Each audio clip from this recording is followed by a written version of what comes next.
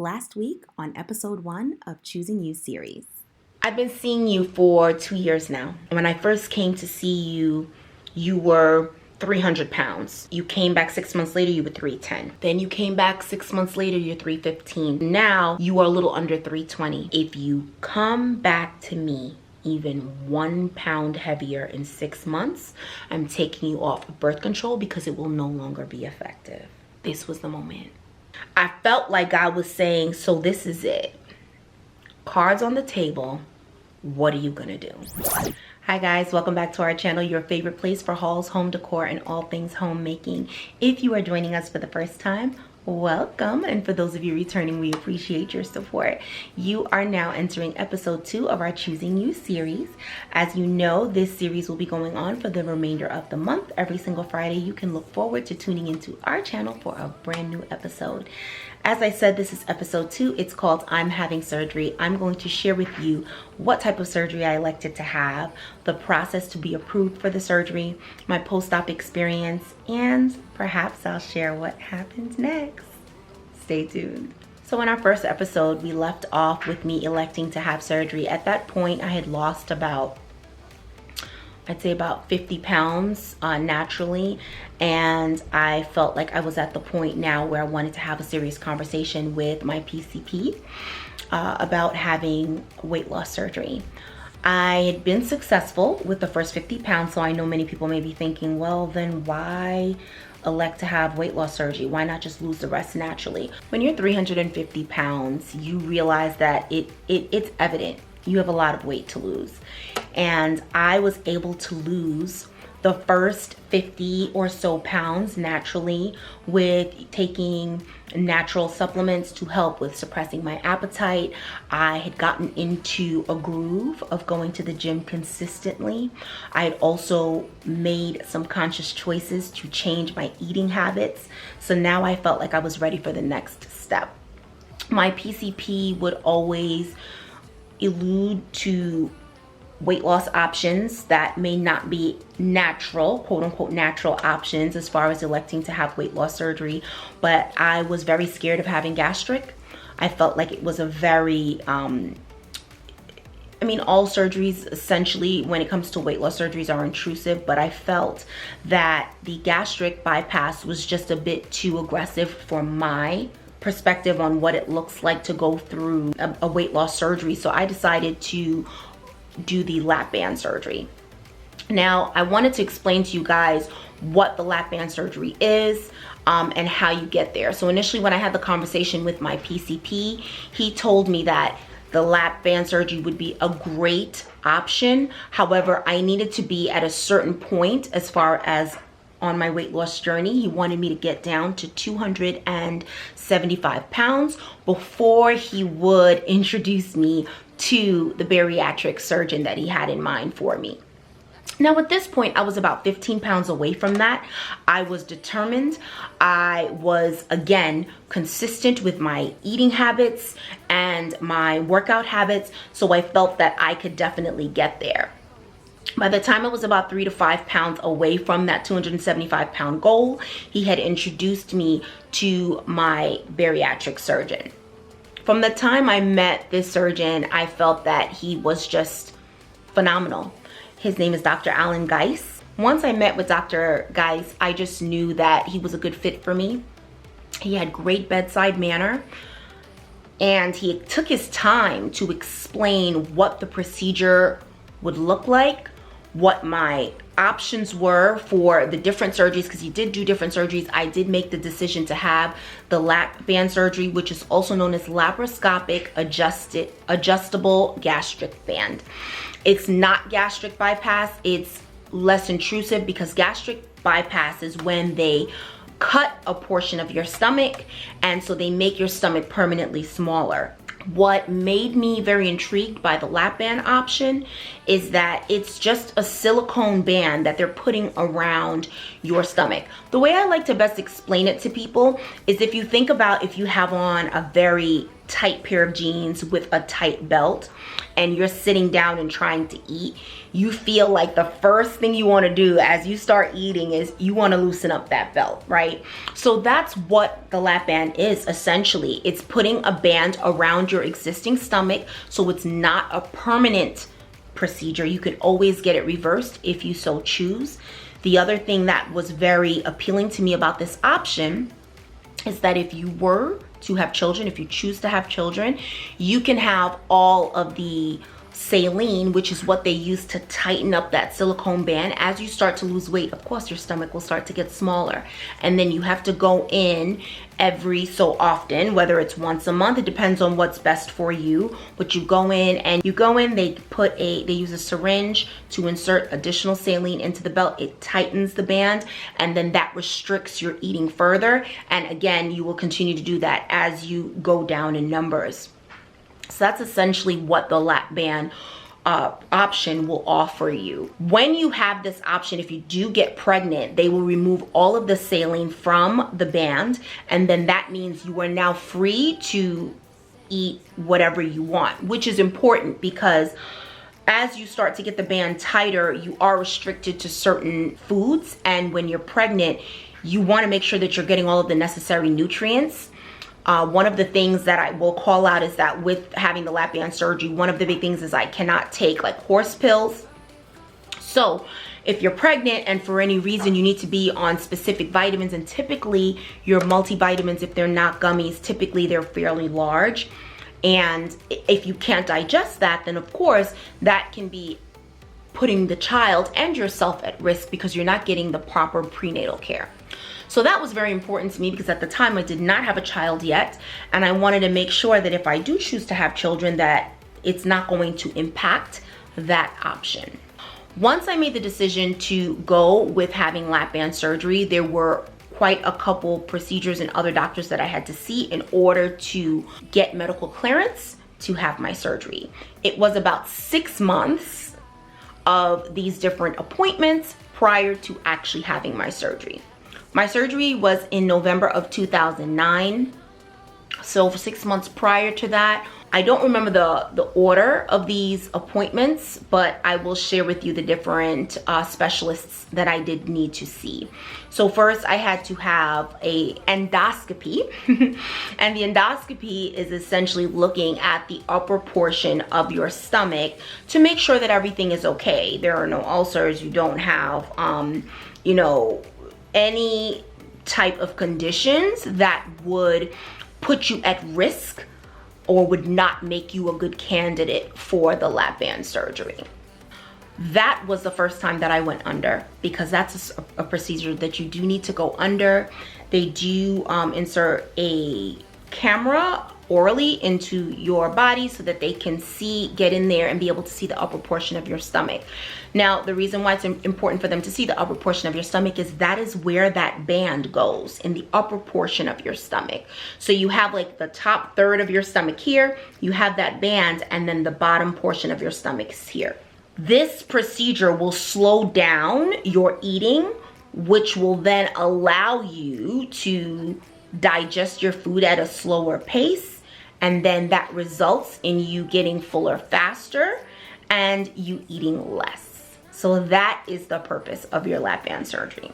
After having the endoscopy, I also had to see a nutritionist for about 3 months. I had to go and see the nutritionist, I believe it was every other week.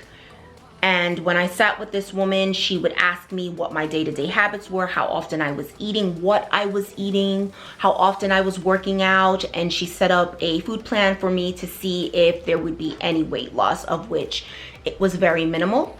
I also had to see a psychologist. Now, they want to make sure that you are mentally in the frame of mind to have a weight loss surgery because they want to make sure the reasons that you're having surgery is in line with someone who would be successful.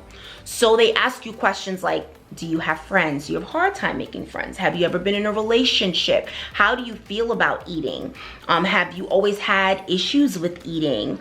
They want you to really get into the relationship that you have with food and how that impacts your day-to-day, whether that be interactions with other people, whether that be how you are successful or the lack thereof in whatever career you have, or if you're in school, are you able to journey through school, and how eating impacts that. And quite frankly, it was a very interesting session. I only had one, but it's interesting to see how food really is at the forefront of your life. What is your relationship with food and how it impacts other areas of your life. It was a really good and eye-opening session for me. I also, and I keep looking down because I have some notes here, I want to make sure I'm giving you guys all the details. I also had to have an electrodiagram, an echo diagram test, which is a ECG or EKG. And this is where they're testing the strength of your heart. And they also want to make sure that, you know, it's strong enough to take on this type of surgery, because here's what happens. And this is why I was very scared about the gastric bypass.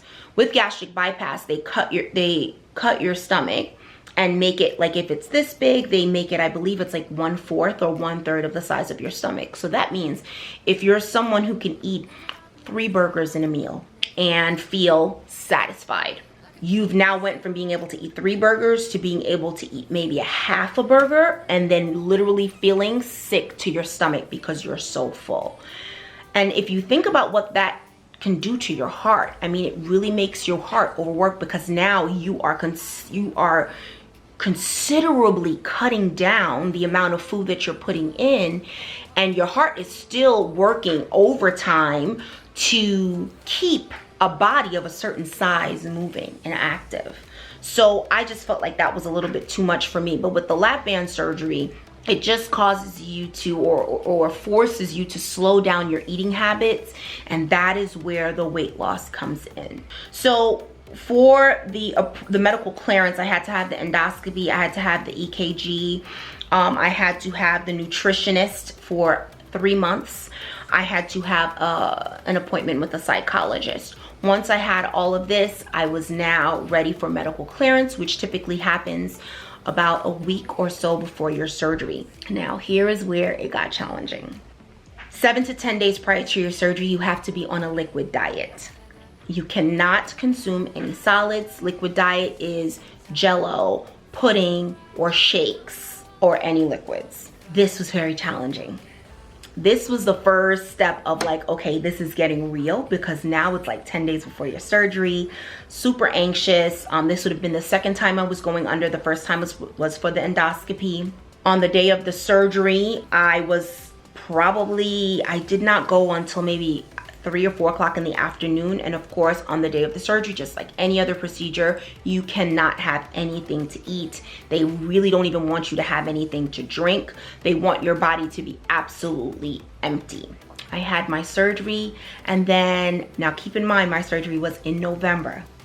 So I believe my surgery was on November 11th. I could not have any liquids. I mean, I was on a liquid diet 10 days prior, and then 10 days after, you're on a liquid diet as well. So long story short, Thanksgiving, I was on liquids as well. When I had my post-op appointment, 10 days after my surgery, I had my weigh-in, and I was super excited because, keep in mind, I was in a lot of pain. I had 3 scars. It's called the surgery gives you a smiley face scar. So it's 2 scars, like right around, like under your breast. And then there is a smiley face scar right under your belly button. And the 2 scars under your breast are very small, probably the size of my nail. But the one right under my belly button was a pretty big smiley face scar, about 1 inch. Okay, and what I want to let you guys know, which people are not aware of, is that when you have surgery by a non-plastic surgeon, so like a specialist, whether it be something for your heart or, you know, gastric bypass, any type of bariatric surgery or weight loss surgery, they are working on perfecting your inside. They are not as keen on giving you the prettiest scar. Okay, but they perfect the inside. A plastic surgeon will perfect your outside. They will make sure that you look like a dream, okay, and you pay for that. But the lap band was a success, but the scars were not pretty. I was in a lot of pain. I was very bloated because what they do is they blow your stomach up as big as they can because they insert cameras, and that's why you have those two small incisions underneath your breast, because they're inserting cameras to be able to see inside your stomach while they perform the surgery. So my stomach is blown up as big as can be, and so I was in a lot of pain. You have to use a spirometer, which is, I'll insert a picture here. It's something that you have to blow into so that you can start to build back up the strength of your stomach. And you have to walk every hour or so. They make you get up and you have to walk. Even at night when I was sleeping, I would have to get up. I set my alarm to walk. If you do not walk, you will get the most excruciating gas pains that you will ever experience in your entire life, because again, you're trying to walk to get that gas out of your system, because that's what they did. They blew you up and put a lot of air into your stomach. So 10 days after, I go in for my post-op and I'm like, all right, 20 days, no solids. We all know I was and still am a foodie. I am starving. I cannot wait to eat. So I'm also anxious to find out how much weight I lost. I kid you not. I got on that scale. I did not lose not 1 ounce to the ounce. I was the same exact weight to the ounce. No words. I am in excruciating pain.